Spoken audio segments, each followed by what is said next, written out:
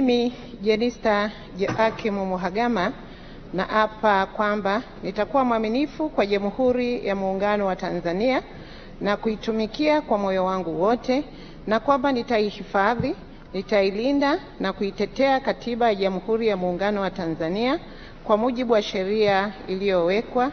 Mwenyezi Mungu unisaidie. Hii leo tunachunguza safari ndefu yenye misukosuko na mafanikio ya Jenista Mhagama, miongoni mwa wanawake wachache waliodumu kwa muda mrefu katika siasa za Tanzania na kuweza kuacha alama kubwa isiyofutika. Mnamo mwaka 1987 ndani ya Umoja wa Wanawake na Vijana wa Chama cha Mapinduzi CCM, hapo ndipo alijijengea msingi wa uongozi, akijipatia heshima na kuaminika hatua kwa hatua. Hakukuwa na haraka, ni miaka ya kujifunza, kukua na kuaminika, ambapo mwaka 2000 Jessica aliingia bungeni kwa mara ya kwanza kama mbunge wa viti maalum.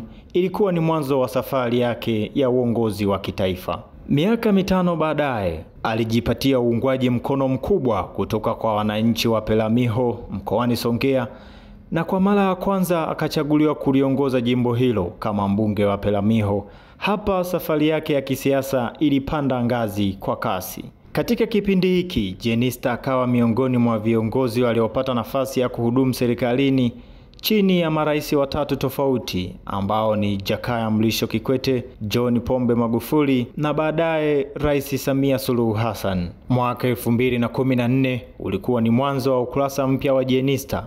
Aliteuliwa kuwa naibu waziri wa elimu na mafunzo ya ufundi, nafasi aliyoitumikia hadi 2015 alipoachia ngazi kupisha baraza jipya la mawaziri. Lakini safari haikuishia hapo.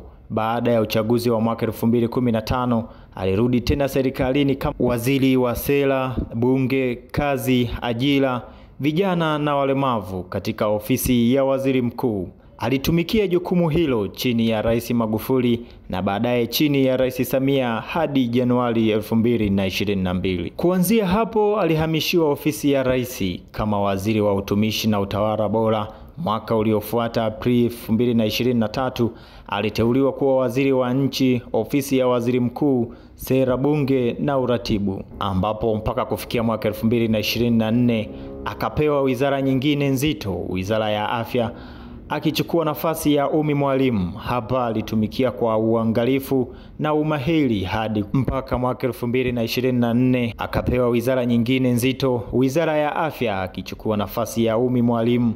Hapa alitumikia kwa uangalifu na umahiri hadi kufikia mwishoni mwa mwaka 2025 wakati Tanzania ilifanya uchaguzi mkuu.